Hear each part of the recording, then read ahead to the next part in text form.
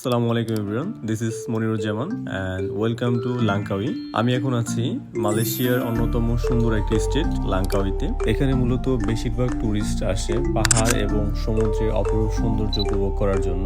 So stay watching. আজকে লাংকাউইতে আমাদের প্রথম দিন। তো প্রথমে আমরা ভিজিট করতে চলে আসছি লাংকাউই স্কাই ক্যাপ। তো লাংকাউই স্কাই ক্যাপ এখানে বেশ অনেকগুলো বিষয় আছে এক্সপ্লোর করার মতো। তো আমরা প্রথমে হচ্ছে লাংকাউই স্কাই ক্যাপের ক্যাবল কারটা ভিজিট করবো। দেন হচ্ছে আমরা ভিজিট করব 3D মিউজিয়াম।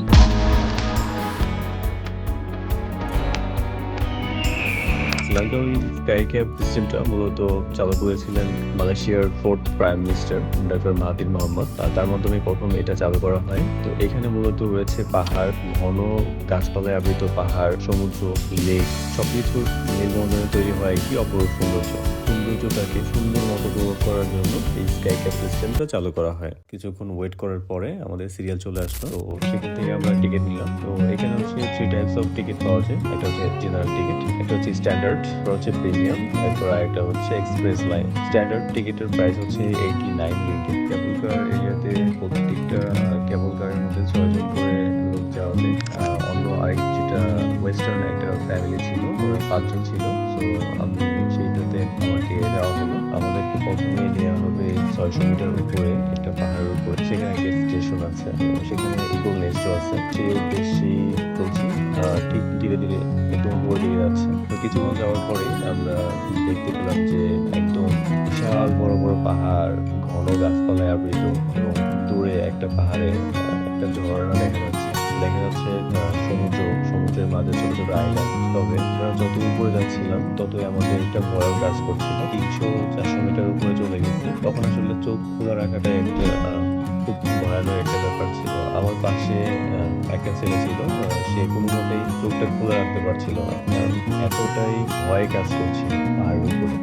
সেখানে আমরা কিছুক্ষণ সময় স্পেন্ড করার পরে সেখান থেকে আমরা চলে গেলাম আবার কেবল কার। দেন কেবল কারের মাধ্যমে আমরা সেখান থেকে আরো 50 মিটার উপরে অন্য আরেক পাহাড়ে চলে গেলাম, স্কাই ব্রিজ, যেটা হচ্ছে এখানকার ল্যান্ডমার্ক বলা যায়। সেখানে দুটি পাহাড়ের মাঝখানে ঝুলন্ত ব্রিজ।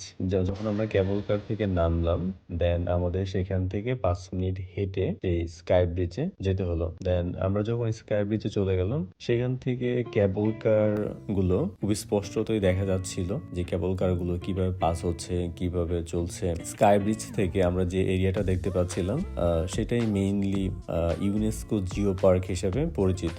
যত দূর দেখা যাচ্ছে তত দূর শুধু বড় বড় পাহাড়। সো আমাদের বেশ কিছু টাইম আছে। সো আমরা প্রথমে চলে গেলাম 3D আর্ট মিউজিয়ামে। দেন সেখানে আমরা 3D আর্ট মিউজিয়ামটা ছিল অ্যাকচুয়ালি খুব ফান একটা প্লেস। তো সেখানে আমরা বেশ কিছুক্ষণ সময় স্পেন্ড করলাম, বেশ কিছু পিকচার্স নিলাম।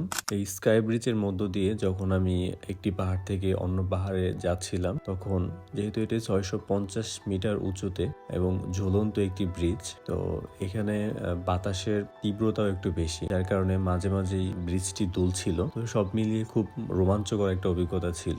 প্রত্যেকটা দেশেরই আলাদা আলাদা কিছু সৌন্দর্য রয়েছে।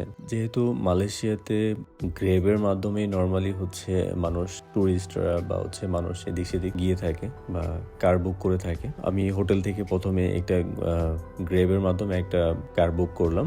দেন সেখান থেকে 29 রিঙ্গিতের মাধ্যমে আমি স্কাই ক্যাপ এরিয়াতে চলে আসছি। সো আপনারা যদি এরকম অ্যাডভেঞ্চারাস এবং হচ্ছে প্রকৃতির অপরূপ সৌন্দর্য উপভোগ করতে চান, তাহলে চলে আসতে পারেন লাংকাউই, মালয়েশিয়া। তো আজকের মতো এই পর্যন্তই ছিল। Thanks for watching and stay with me.